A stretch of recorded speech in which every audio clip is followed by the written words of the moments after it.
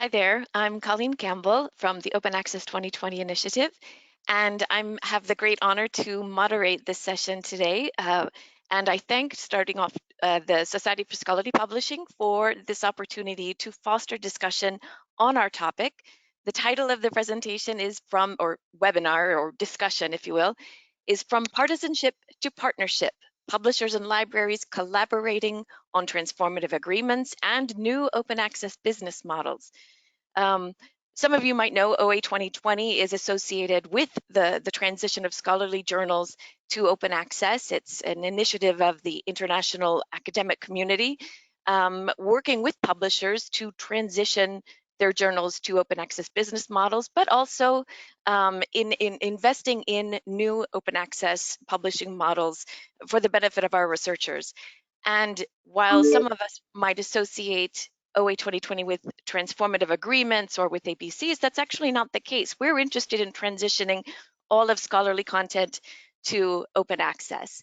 And that means working with also smaller publishers, scholarly societies, fully OA publishers. And that brings me to introducing you to the panelists that we have on the line today. Ivy Anderson, Associate Director and Director of Collections at the California Digital Library. Vivian Burgon, Managing Director and Journals Editorial Director at Burgon Books. Curtis Brundy, AUL for Scholarly Communications and Collections at Iowa State University. Scott Delman, Director of Publications at the Association for Computing Machinery, ACM. Ellen Finney, Open Access Publishing Agreements Manager at the California Digital Library, and Sarah Rui, Director of Strategic Partnerships at PLOS. Now, each of these people has been very involved in exploring new open access and transitional business models. And what we're going to do is take you through some of their experiences. So our panelists are paired up, a publisher with a library representative, and they are going to talk about their work in developing and implementing a new open access business model. So we'll learn about each of these business models. We'll hear about their experience in collaborating, and then toward the end, we'll have a group discussion about some of the key topics related to this transition and exploring new business models, and themes like transparency and collaboration between our communities, the publishing community and the library community. So without further ado, I would ask my panelists, my first set of panelists, to get ready, because I will start now. I have speaking Scott Delman and Ellen Finney. They're going to tell us a little bit about ACM Open and the collaboration that has happened. So I will turn off my screen, my camera, so we can focus on you all. Welcome. Thanks. Thanks, Colleen. Sure, thanks for being here with us. Why don't we start out to learning about this model that you are exploring? Okay, I'll start if that's okay with you.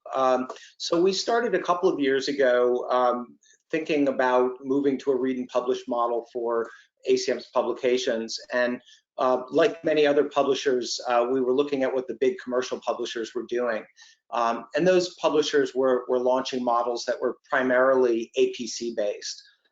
When we started, I would say it was the spring of 2019, a little over a year, almost a year and a half ago, talking to a group of universities, librarians at those universities about ACM launching a model. We went into that discussion thinking, well, we would probably do roughly the same thing, APC models. As we got into those discussions more and more, we realized that that a different kind of model was preferable for those universities and also for ACM. And so over time, over a period of actually about a year, working very closely with the University of California system, with MIT, with Carnegie Mellon, with University of Minnesota, and with Iowa State, we developed what is now a tiered band model. So we're using 10 main tiers. The tiers are determined by the number of articles that are published coming out of that university. To be more specific, actually, we look at the number of corresponding authored articles and take an average over the 3 previous years, and that's what determines a university's tier. And then once we go into these agreements with the universities, those tend to be multi-year agreements. They're anywhere between 3 and 5 years. And during the life of that agreement, you are essentially frozen within the tier. And pricing is a single price for that university. All of their unlimited read access and all of their open access publishing activity during the course of that agreement. So it's a single price model. It's unlimited publication, unlimited read, and pricing doesn't change throughout during the term of the agreement. So that was one of the things that I think was important to both ACM and the group of universities, because they wanted predictability. They wanted to know what the pricing was. They wanted to know what the value proposition was, how many articles they were going to get, roughly how many articles they were going to get, and that the pricing was fixed so that they would be able to budget for that. That's the model in a nutshell. I don't know if Ellen, you want to add to that from your perspective. No, that's great, Scott. Thanks. I guess I would reinforce what you were saying about not just ACM, but all of our participants, I think, came into the process with some specific ideas about what would work for our institutions, and it was really a co-creation process of everyone around the table adjusting, what they might have initially envisioned in order to enable the co-creation of this new model, which I think advanced everyone's mutual interests in ways that we didn't foresee. So in that sense, it was really a true collaboration. That's really interesting to hear about this concept of co-creation. Could you give us a little bit more, I don't know, detail into exactly how that worked? So I think at the core of that was the willingness for all the parties to be open. ACM in particular brought their data to the table so that we could look and understand how could this work. It's nice to have an idea of a model and open access, but unless you have a model that's sustainable for all the parties, of course, it's not feasible. So I think the openness and transparency about data and the libraries as well, and I want to call out particularly from CDL, Matt Wilmot, bringing a lot of publication data and sophisticated modeling to the table, and this openness to consider other approaches that weren't necessarily what we originally envisioned. I think to me, that's what generated the creativity and allowed for this kind of a model to emerge. Those would be the points I'd raise. I don't know, Scott, what your experience of that was. Yeah. I think the only thing that I would add to that, just thinking about the theme of this session, from partisanship to partnership, there's I would say a fundamental, long-standing lack of trust that exists between publishers, probably more on the commercial publisher side than on the nonprofit side, but between universities, librarians, and scholarly publishers. And there's a very wide deviation between publishers that are making enormous surpluses and publishers that are either not making surpluses or making very thin margins. And I think that there was a concern in general that I saw going into these discussions about not using this transition to read and publish to grow your profits as a publisher. And ACM didn't go into it from that perspective. We were very concerned with sustainability. And so we spent an enormous amount of time, as Ellen said, first looking at the data. We're very data driven in terms of understanding not only where our revenues are coming from at the university level, but also where our expenses are coming from, and making sure that as we do this transition, that we're distributing those expenses and those revenues in a way that's fair, that's open, that everyone can sort of see, because the financials are out there. And I think that really, the willingness to be transparent about financials, about publication data, expenses, really helped with building that level of trust. Yeah. And the time we spent actually generating shared principles and criteria for success, I think, was a really important grounding element in that. And we ended up with the kinds of principles that are listed here on the slide, and which Scott has been referencing in more specific. So I think that was a really important part of what allowed this kind of co-creation to happen too. And the one thing I would make a comment on, if you look at the bottom of the slide, is revenue neutrality. And this is a very basic concept that I think you see as a publisher, when you're negotiating with either large-scale consortia around the world or large universities, where they want to transition to open access, but they don't want to pay any more than they're paying today. One of the challenges that we have as I would say, a mid-sized publisher and a mid-sized society is that today our publications program, the revenues are spread across a very long tail of about 2,700 universities. And as we move towards this transition to open access, and we look at where the actual publications are coming from, the universities that they're coming from, it's a much smaller number. It's about 1,000, so roughly the top 1/3. For us, revenue neutrality is looked at globally as opposed to at a university level. And so there was a bit of I would say, a mismatch when we started talking to universities, that everyone wants the revenues or pricing to be identical or lower than what they are in a kind of a read-only environment. For ACM, we need to make sure that this is globally sustainable.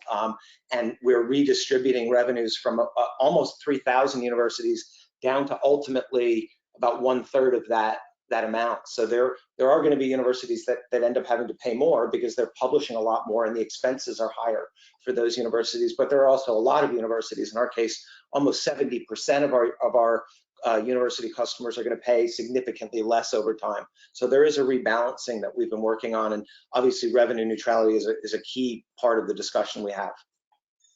So yeah, Scott, I'm so glad you brought up that element, because it was one of the most tricky things for us to be working on, right, as a group of libraries. And I think a part of the model that hasn't fully come into play yet, because there's not been a full flip yet under the model, is a piece of the model where we mutually devise these incentives for those low publishing output institutions to continue to contribute revenue to the ACM, and put that into the modeling to kind of remediate the problem you described of having to concentrate all of the revenue in a much smaller share of campuses. So this piece where there are these incentives for ongoing contributions, and we generated, quite a list of value adds that could be made available to these low output institutions to continue to contribute revenue. I think that was one of the big inspirations in the model and an important component. And we're seeing this over and over in all the conversations about read and publish models, where trying to understand how to keep such a wide range of who are currently subscribers in the toll access model in the game is really an interesting element. So I'm hoping through this discussion today we can raise the awareness about that component of the agreement. Yeah, in fact, I'm happy to. I'll take about 30 seconds and I'll explain that. And if anyone wants to go to librarians.acm.org, you can see a kind of a more fully thought out description of that aspect of the agreement. But essentially what it is that a commitment from ACM that when we hit certain thresholds of openness, starting at 20%, all of what we're calling tier 10 institutions, so this is that long tail of about 1,700 universities worldwide that read the content from ACM in our digital library, but they don't really publish a lot of articles at all. So that tier 10, about 1,700 universities, will see their pricing ratchet down to a very low sort of nominal amount over a period of time. And in the contract itself that all of our university partners are signing, we commit to those thresholds. So it starts at 20%, 30%, 40%, and then we are dropping the price points for all of those universities as more and more of the digital library becomes open. The goal of this obviously is sustainability, because we don't want that long tail to simply either cancel their subscriptions, their licensing to get read access over the longer term. So we need to bring that price point down so there's still a strong value proposition as more and more of the digital library becomes open. Our willingness to do that, I think, was important for the university partners to do that contractually. Is something that we're committed to, and has also, as we've been rolling this out, we've got about 30 universities that are signed up now for ACM Open. That's absolutely a key component, especially when we're talking to consortia, because within any given consortia, say you've got 100 universities, probably at least 50% of those universities are in that long tail tier 10. So it's very important that they see pricing come down over time. Okay, fantastic. Thank you guys. This is all super, super interesting. I'm gonna have to cut in here and move on to our next dyad, but we will have the opportunity to come back and explore some of the topics that you were referencing just now further in detail. So let me call up my next Thanks, dyad. Colleen. Thank you. Stay tuned. Let me try to move my screen forward. There we go. Up next, Bergon Books, Bergon Open Anthro, the subscribe to open model. And so we have Vivian Bergon and Curtis Brundy to talk about this model. Vivian, will you or Curtis, will you tell us a little bit more about it? Sure, thank you, Colleen. I'll jump in and talk about the models to start. So sort of as outlined here, so Subscribe to Open is a model that was originally championed by Annual Reviews, who are also piloting this year as well. And it offers an accessible alternative to OA for publishers for whom sort of the big read and publish deals are not a good fit for a variety of reasons. Overall, it also really seeks to remedy sort of the trouble with some of the APC-driven models that are out there that are problematic, not only because they're rife with inequities, with how APCs are distributed, and so big swaths of researchers are sort of excluded from the process. But when it comes to social sciences and humanities journals, they're also not really a good fit, as there are many elements that are important for these journals that really just aren't APC eligible. So book reviews are a great example, book review essays. These have always historically been very important elements of a social science humanities journal. The model itself is very simple, and it aims to change and is very little in order to actually then have a larger, big result. It essentially mimics the current subscription process. So the idea is really to work with what's working well within a subscription system, the routines, especially when it comes to a lot of the administrative burdens of managing an OA process that are already in place, thanks to subscription agents, and also other sort of sales intermediaries that libraries and publishers use in order to get subscriptions going. The output, of course, is then the big difference. The output is then essentially an OA journal, where this means that it's available to everybody out there, not just the patrons of the subscribing library as with the traditional sort of paywall model. One of the nice things about this model is it's really available also to libraries of any size, which is, again, read and publish deals are often not a good fit, not only for publishers, but also for certain libraries, whether because of size or resource. So it really does seek to be accessible at all stages. We launched our pilot in January of this year, and that pilot essentially moved 13 journals in anthropology to open access. And Libraria, who are collective researchers, worked very closely with us. They are rooted in social sciences, humanities, especially anthropology, which is where the anthropology element comes in. And they were really instrumental in this undertaking. But I should add, obviously, Curtis was also extremely instrumental in this. So maybe talk a little bit about how we work together. You bet, you bet. And I will just add, with the particulars of the model, both with this one and of course we also participate in Subscribe to Open through annual reviews. And from a library perspective, implementing a Subscribe to Open model really is just right within our existing subscription workflows. So we have several read and publish agreements, and we are still working on bringing our staff up and figuring out how we're going to manage those workflows. Article level workflows are a lot of work for everybody. So I do find that aspect of Subscribe to Open is appealing both on the library and the publisher side. So yeah, I will just jump in a little bit on the collaboration that Vivian already mentioned, the involvement of Libraria. And I think that this model coming out of this collaboration with Libraria really is unique. And so if you're not familiar with Libraria, as Vivian said, it's a group of researchers that are really interested in seeing a diverse scholarly communication ecosystem develop. And they're hands-on about it. They're organizing, these researchers to get together to try and make this world actually happen. And so for Bergen Open, where I would say, and Vivian, you can add on to this, but I think it got kicked off at a workshop at MIT that Libraria convened in the spring of 2019. And our seminar or our webinar here is about library publisher collaboration, but this was really a much broader collaboration that was kind of at the start of this. We had We had the anthropologist, we had funders, we had librarians, and we had publishers, and we even had, you know, the folks from EBSCO and some of the sort of middle serials jobber folks were also there. And I think it was a remarkable example of, you know, a stakeholder group coming together to solve, you know, a tricky problem. And I saw a parallel in, you know, in listening to Scott and Ellen talk through the ACM collaboration, and I was involved with that one as well. And similarly, you know, with ACM, we started out talking with an APC-based model, and then we moved. Everybody was open-minded, and we moved to a whole different model. And that's really what happened with this one as well. That Libraria workshop that was at MIT, we started out talking about a library funder model, which was really quite different than where we ended up with this subscribe to open model. And I think the reason that we were able to get there is that through the course of that day, and this is 50 or 60 people, Ellen Finney was there as well. Ivy, I don't remember if Ivy was there or not. I know there were some other UC folks there, but it was split out groups having conversations about what would work from the different stakeholder perspectives. And then toward the end, we actually moved toward settling on the subscribe to open model for the pilot. And I'll just mention one other quick collaboration component of it that was specific for the publisher and the library component of it.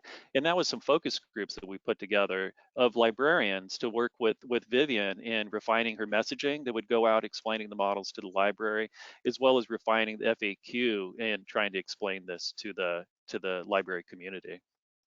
No, definitely, and thank you. Yes, the workshop was really, I mean, key, and I think, and it was tough. I mean, I think there were a lot of very tough questions asked of us, of the model, and I think, but in the end, it was all very constructive, and I think we really came away from that workshop with a real sort of sense of purpose to deliver something. Especially there, the research element was so key. I mean, it really brought together anthropologists, and I think often in the OA conversation, what do researchers want and need is often missing from that conversation. And so I think indeed the fact that it was such a wide group of all the stakeholders was really quite inspirational for us. And then, you know, and working and then moving away with that kind of sense of purpose to put something together. And then in the summer with you helping us with the focus group was key, because I think that was also sort of the real, having taken all the feedback we got from the workshop to then come up with a model. And then put it out there as the first test case, and this was the first group, and I think I was very nervous that they would all come back and say, yeah, no, this is not going to work. And luckily that wasn't the case, although of course you know, there was a lot of feedback that was again constructive, and you know, asked some very tough questions that really helped us refine how to explain what we were doing, why we were doing what we were doing, and then just really a lot of that then was built out into, as Curtis says, the messaging that we sent out to library subscribers, as well as then the FAQs that we put together, because it is such a new model. And I think it's, in a way, the simplicity of the model often trips people up the most. So it was sort of, how do we then really explain it in a way that, and everyone then gets it, but still it is that kind of end piece of, oh, it makes OA possible. So I think in that respect, it was really valuable to have that, and to have the feedback also from a diverse group of librarians, also internationally, because I think part of this conversation was indeed to find a model that was also globally accessible. And I think that's, again, one of the powers of this model, is it, again, is really seeking to include researchers and libraries from all regions of the world. And that was sort of, but again, each region having their own specificities and concerns, and sort of how do we come up with a model that really does address that and makes that work. So for us, that was just really so vital to help us think through and really dig deep and find ways of explaining and also challenging us in terms of saying why are we doing this, and of course, you know, addressing some of the risks of going with a model that's still very much in formation, and sort of the sense of responsibility that we then had also to deliver something that was sustainable and could further contribute to a model that now other publishers are increasingly adopting, which is wonderful. And I think for us, it was really trying to work with a range of librarians who would then increasingly see this as a model that could be quite normal, and therefore something worthy of support. And I will add, for, other publishers that end up, watching this and are considering, developing an open model, rolling out an open model. I think from the library community, I think there's just a tremendous appetite and interest right now for working together with publishers on doing exactly what we're covering in these three conversations here. I think for a long time, our relationships have just been characterized, by the transactions that we do every year together. It's not relationship based. And I think, the growing transparency that we're seeing, and just the willingness to be responsive to the scholarly communities on the side of the publishers, and also hearing the needs of the librarians. I think that what you will find from the library community is we're going to reciprocate. If there's transparency, if it's a partnership and a collaboration, you're going to find librarians that are really interested in working together and moving open access forward, especially in light of the budget stuff we're dealing with, where we're having to figure out where we're going to channel our money. Great, thank you. Thank you, Vivian, and thank you, Curtis. I'm going to move on now to our last group, Sarah Rui and Ivy Anderson. Let me just switch slides very quickly. Okay, UC Plus multi-payer design, incentivizing OA. Thank you, Colleen. I guess I'm going to lead here and start us off. And thanks very much for organizing this session. So our partnership is coming from a slightly different direction, because we're not transitioning a subscription journal to OA. Actually, this is a partnership that brings libraries into an OA workflow where we haven't actually had a role before. So the goal here was to bring a multi-payer workflow into an open access publisher that could integrate both institutional and grant funding into the existing author workflow in what is already a well-established APC model. So this is not working away from an APC model, but trying to bring institutional support into an APC model in a more integrated and sustainable way. So just a little bit about how this model works. This is a concept that UC had developed and has developed with and worked on with some other publishers as well. And it's a process that involves some development extension on the publisher side to integrate institutional support into the author workflow, where when the author is submitting a manuscript, there's a library contribution that's automatically deducted from the APC. And then authors are asked if they have grant funding to contribute. If they do, that grant funding is charged to the author in the way it would be now. If they don't have grant funding, then the library is charged in full for that article. So it's a way of enabling both authors that do not have grant funding to participate in open access publishing in a fuller way, as well as a way to better support authors that do have grant funding, and to create a more level playing field. Many of us are working to try and transition subscription publishers to open access, and we don't want to leave the open access publishers out in the cold. They're the ones who have actually brought us to this point. So it's very important to us at UC that we work to create a level playing field that would allow us to provide financial support to our all of our authors, and particularly those that are working with native OA publishers from the start. Yeah, I'll just, that's a great overview, Ivy. Thanks. I'll just kind of jump onto that. Just to reiterate Ivy's points, this was a big deal for PLOS, because we historically have not had library relationships the way some of our colleagues on this call have. So there was a lot of learning to do, both in terms of understanding what the UC was looking for in this model, but also coming to terms with the setup of our business to date, which has historically been retail, for lack of a better word, right? Thinking article by article, thinking about authors.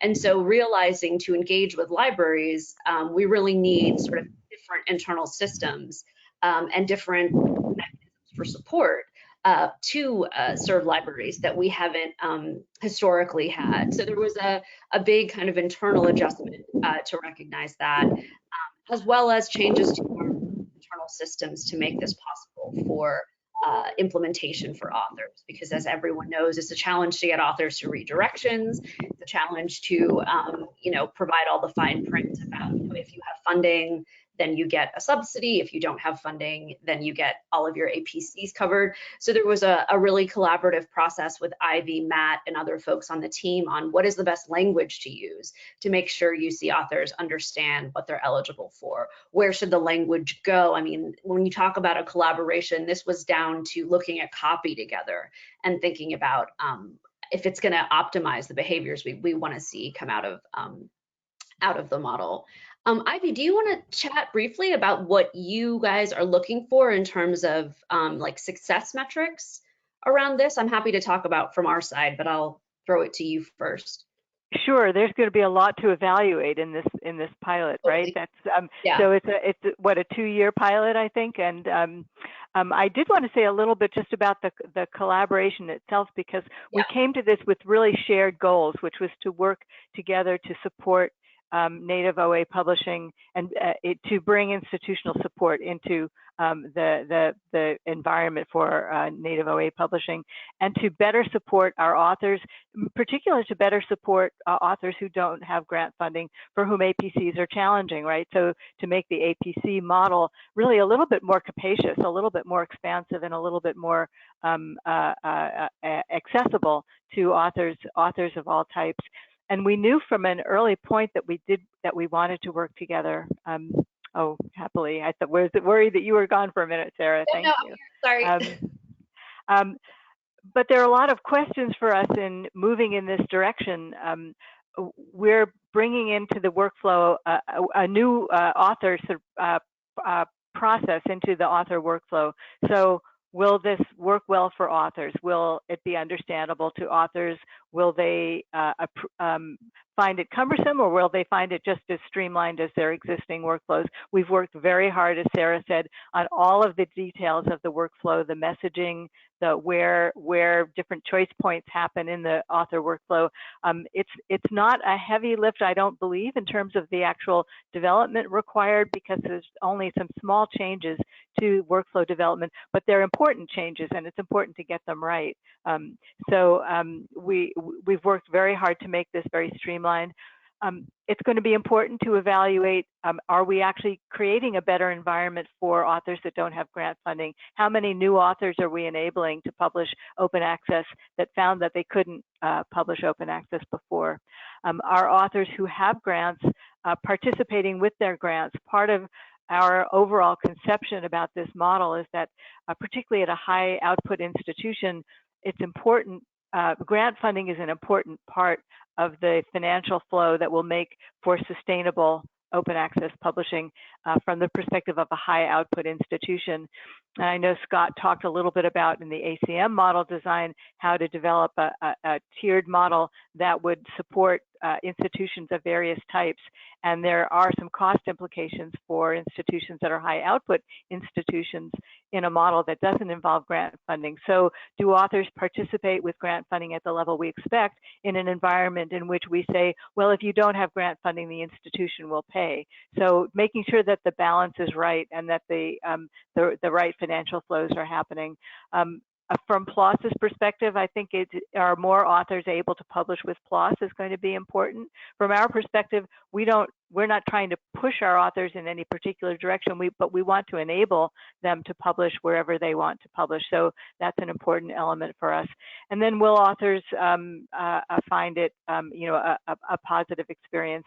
And ultimately, will it be sustainable? We did build some cost controls into the overall pilot design for UC, that there's a certain point at which sort of our costs are capped, that allows for growth, for publishing growth. So it allows for revenue sustainability, if you will, on the publisher side, but it also controls our costs in a certain way. And I think that's something we'll jointly evaluate, right? Is it sustainable for UC, and is it sustainable for PLOS? I think an important component of this as well was the UC's priority around working with PLOS first before not necessarily, before tackling some other very big negotiations with publishers that you publish a lot more with. I think in terms of modeling how libraries can make the choices around open access during this transition period, Curtis is totally right. You know, there are these libraries like the UC, like the folks on this call, who have made this a priority. And if we can, you know, as publishers, come to the table and say, you know, these are the bounds within which we have to work. And Scott, I think, hit this right on the head. These are our costs. These are the limitations we have with internal infrastructure. This is how much we can spend. The willingness of libraries, the willingness of the UC to then say, all right, we understand that, that's fair, that's reasonable. What can we do within those constraints in terms of, you know, sharing data? I think the work that Matt and Ivy's team have done around taking the data we have and bringing the data they have to it together to give us a more complete picture was a critical component to this kind of collaboration. But you have to be willing to come in with that level of transparency, as well as frankness about your limitations.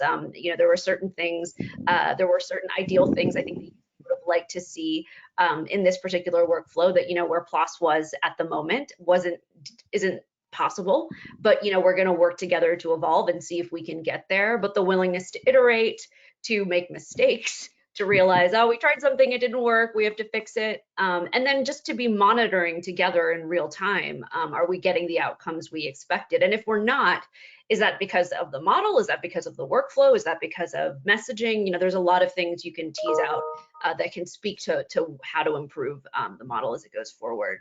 To reiterate the point around sustainability, I think there was a nice, honest conversation on both sides about risk mitigation from both perspectives. So obviously the UC had goals around capping total spend, both from authors and from the library. And we also had some, you know, constraints that we had in terms of the costs that we could spend around implementing systems and engaging systems. And so being able to be honest about, like, you know, look, these are our parameters given what we're working with, I think led to a really nice back and forth that was fair around looking at both sides of those issues. And so again, if you're not sort of willing to start from that place, it's hard to sort of move forward, and we're very appreciative of that kind of collaboration. So I think we're moving into group chat. Absolutely, yes, we are. I'm going to try to turn on my screen, and I'm going to ask all of our presenters to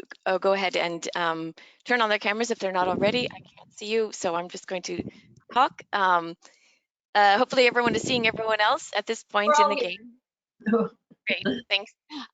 So lots of really interesting stuff has come out from this discussion, and thinking about those who might be listening in, I wanted to see if we could just spend a few minutes getting into a little bit into the practicalities of these collaborations. And we talked a lot about data and the importance of data. So I want to throw out there, yeah, where do you get this data? What do you do with it? How did you tackle this data question, first off?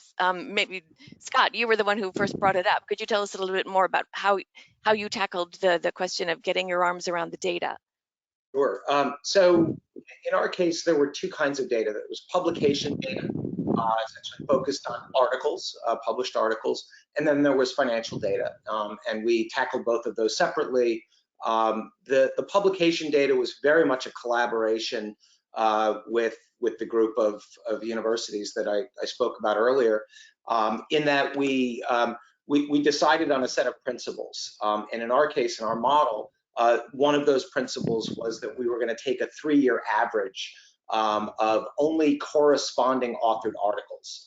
And the main reason for that was to keep the model as simple as possible, because once you look at all authorship, then of course you're potentially looking at sharing costs between universities, and maybe even sharing costs between authors and universities in different countries, which becomes really complicated really quickly. The publication data was mined by our technical team right out of the articles themselves, looking at some data from, for example, author email addresses and normalized author names. And it went through multiple iterations. Certainly over a long period of time, the data got tweaked and improved, but we shared that data freely. And actually the data itself helped to drive the development of the tiers, what the article ranges were for each tier, what the pricing ultimately had to be, because you could see in order to achieve kind of a sustainable financial model, you could see how much revenue needed to come from each of those various tiers. On the financial side, similar process. Our finance teams, our technical teams spent a lot of time. We actually published an article in our flagship magazine in May that puts all of those costs, those expenses and revenues out there, broken down at a pretty detailed level, and a lot of narrative around that to explain where there were surpluses, how much those surpluses were, and where the revenues were coming from, and what we essentially needed to run our publications program, which grows at a little bit each year, about 4 or 5% a year. So it was very data intensive. Almost every decision that the group made in terms of the model development was based on the data. Sometimes you look at the data and you say to yourself, I wish that weren't the case, because it did impact pricing, but the data doesn't lie. So you kind of have to stick to it to the greatest extent possible. Does anyone want to add anything to that? I mean, I would definitely add sort of not to, I mean, especially representing sort of a smaller publisher, sort of not to understate the administrative burdens that come into play when you really are getting into the data and preparing yourself and trying to sort of pull everything together to really understand first where you stand and to what extent the model is a good fit. But especially also many publishers of our size don't have a lot of these operations in-house. So in our case, we have a different distributor. So your access to the data and your control over that data, so to speak, is also sort of challenged insofar as you're also relying on another party for the quality of that data, for the output of that data. So there's a whole range of publishers of a certain size where there are a number of obstacles that are there just by virtue of the infrastructure that you rely on, because you're simply not large enough to do that all in-house. And I think that's definitely not to be understated. I mean, we got through it, but I mean, it was a real challenge for us, and really drove home how important it is when it comes to data to have good, robust in-house systems and to really spend far more time and know your data much better and not rely so much on other parties in the way that sort of historically we do. One thing I was just going to add to that, thanks, Vivian. One of the things that we're focused on right now is ways that we can dramatically improve the data. Things like author name normalization, institutional name normalization. Those are big issues for us, and they're going to be bigger and bigger issues as we continue with this transition. So, for example, one of the things we're thinking about now is whether we should require on a mandatory basis all of our authors to register ORCIDs and use those ORCIDs as the baseline for author names and corresponding author names. Likewise, there's an initiative, similar initiative to ORCID, called ROR, R-O-R, Research Organization Repository, I think it is, or I don't know if it's identifier. I forget what the last R is, but that if we're able to sort of successfully register those in a scalable way across everything that we do, that will make it far easier to identify and make sure we have really good name normalization for authorship. Because to the extent that you've got similar names, similar institutions, there are overlaps, and to the extent, frankly, even when we look at the implementation of ACM Open thus far, you've got situations where an author uses a Gmail address and doesn't use the institution address. So it's very hard to really identify that author being from that institution that's participating in the model. So really improving this over time is going to be a key thing. Right, that actually kind of leads me. Oh, go ahead. No. I was just going to say I think Vivian and Scott nail it on the head. We all have to, I think every publisher right now is grappling with getting this data, getting your data house in order, because it's not possible to do these kinds of deals without it. And one of the, I think, trust building exercises that happens between libraries and publishers on this stuff is sharing the data and explaining why it doesn't match, right? Because the libraries are going to Web of Science, Dimensions, other platforms. We've got internal systems, and there's a lot of education on both sides to explain the money, like if you look at the dollars associated with the publication volumes, they're not simply APC times total number of publications gives you spend, right? There's taking into account things like waivers, there's taking into account, special collections, all sorts of things that explain why the numbers don't match up. There's nothing nefarious going on, but the systems, perhaps are not talking to each other in the way that a library would necessarily expect that they would. So there was really helpful back and forth with the data teams on both sides to kind of talk through, okay, why aren't things matching? What does that mean? What level of slippage are we okay with, and what level of mismatches is too much? So having those kinds of conversations are really important. And while ORCID and GRID or ROAR or Ringgold IDs are going to be critical to this, those sort of commercial imperatives to improve data often rub up against this desire I think every publisher has to make publishing as easy as possible for authors, right? So there's a lot of internal debate about, do you force authors to use their institutional ID, because that's something that you can use as verification for these kinds of agreements, when often in China, India, other places, use of your institutional email is not a standard practice, right? Do you want to introduce that barrier in an effort to have better data? So there's a lot of internal tensions. I think all of us are going to battle around that. Let's hear from the librarian. Colleen, Yeah, can I please. just say something real quick? So Absolutely. from a medium-sized library, and I think even libraries bigger than Iowa State are really struggling with this from our perspective as well. We're used to pulling things and looking at, our usage data, our cost per use. And what we really need to do in this world is we need to model our institutional publishing, and we really need to understand what the cost implications are of going into these agreements. And most libraries are not there yet. So the UC does have a data team. I think it's a team of 2 now. You've doubled your capacity. I have a half-time engineering librarian who's really good with doing some things that we're trying to get him up to speed on, and it's hard. We are still at this point entering into some agreements where publishing isn't fully understood. We're not sure that we can do it long term, but it's an absolute priority right now for my institution to really get this data piece nailed down. And then, of course, parallel to that is the workflow piece, which maybe that's what you were going to ask about next, Colleen. That's exactly right. Yeah. But if I could just jump in, because there's so much talk about data. We have done a lot of data analysis at UC, and a few people have mentioned that we've been sort of a source of doing a lot of that. And we increased our team partly to help other institutions. So we're very, we've developed a lot of tools and some methodologies for mining our publication data, and part of our goal is to be a resource to others.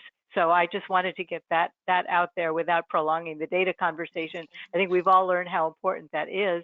We've been fortunate to be able to develop some capacity to do that we would very much like to share with others. Fantastic. Now unfortunately we have to come to a close. So I would like to just do a quick round among the group.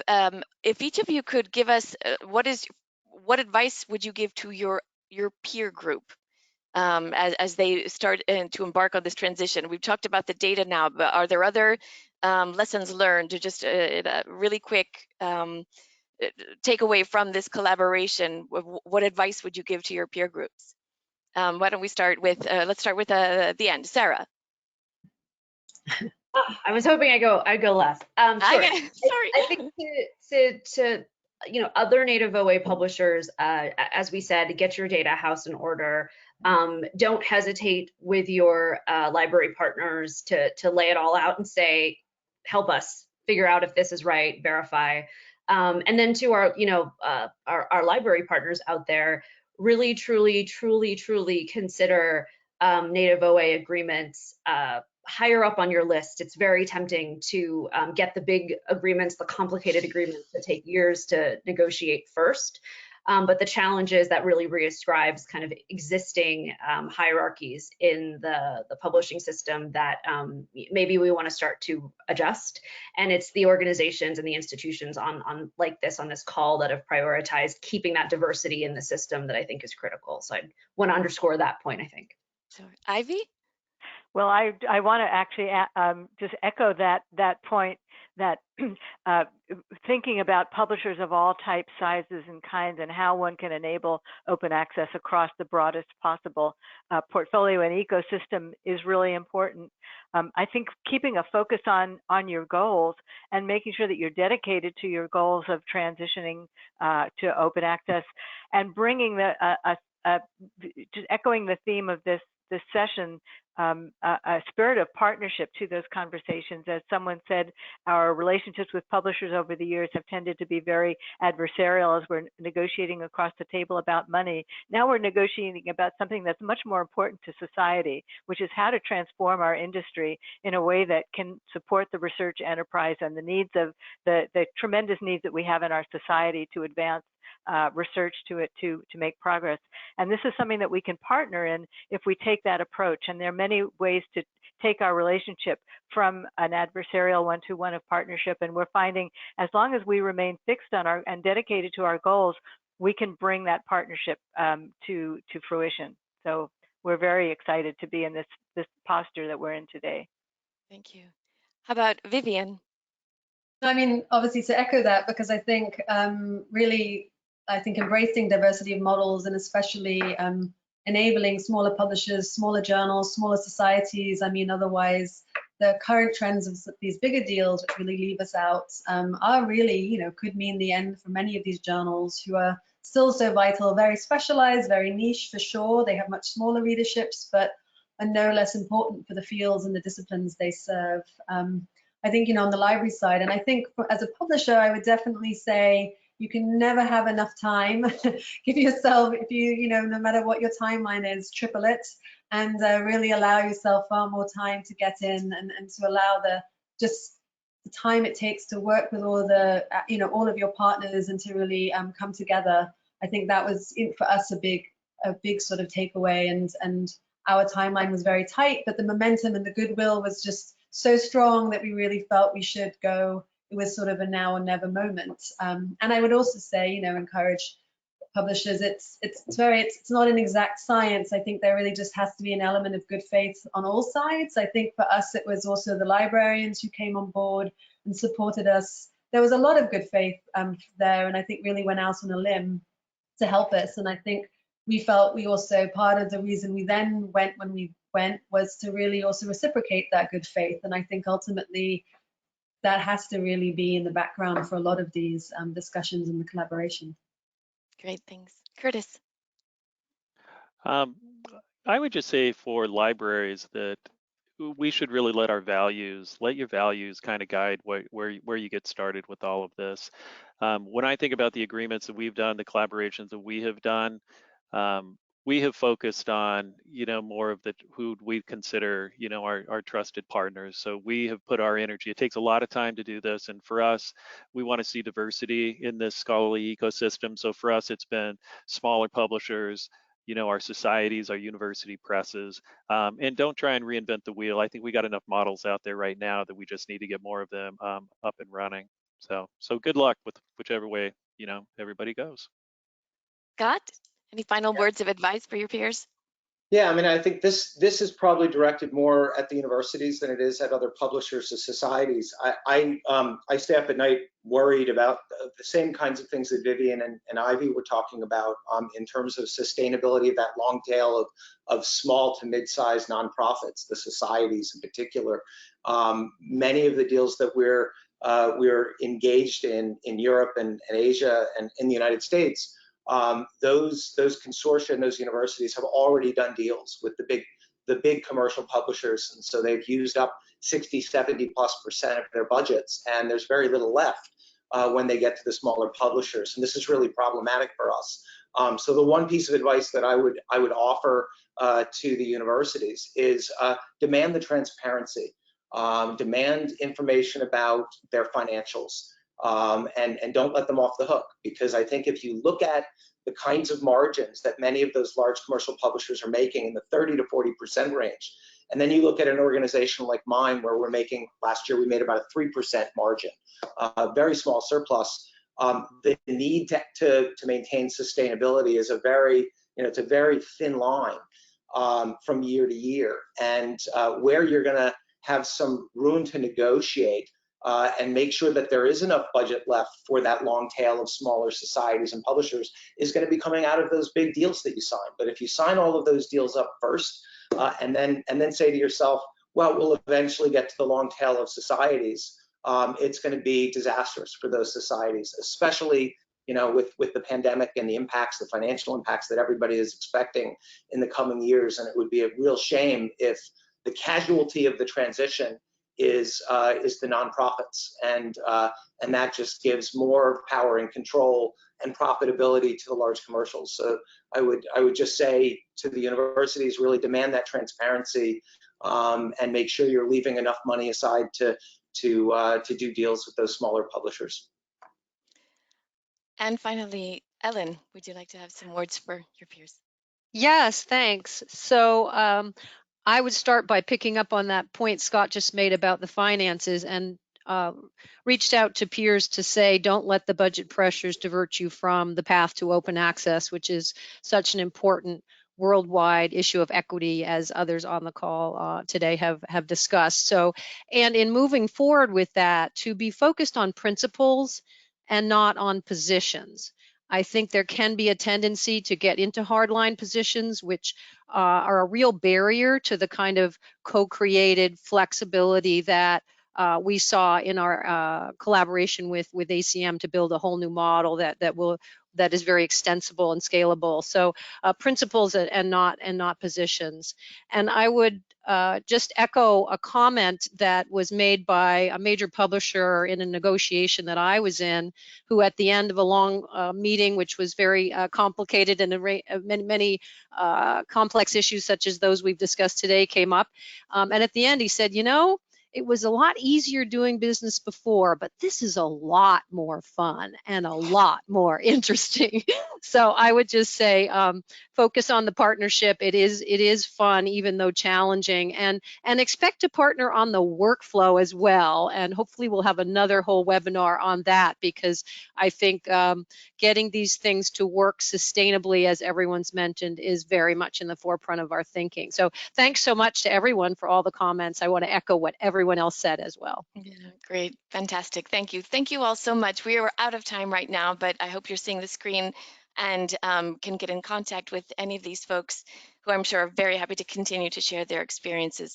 Thank you again to SSP for the hospitality and giving us the chance to talk about collaboration in the context of the open access transition. Thank you all for participating, and I wish you all the best. Thanks, everyone. Bye. Bye. Thanks, bye.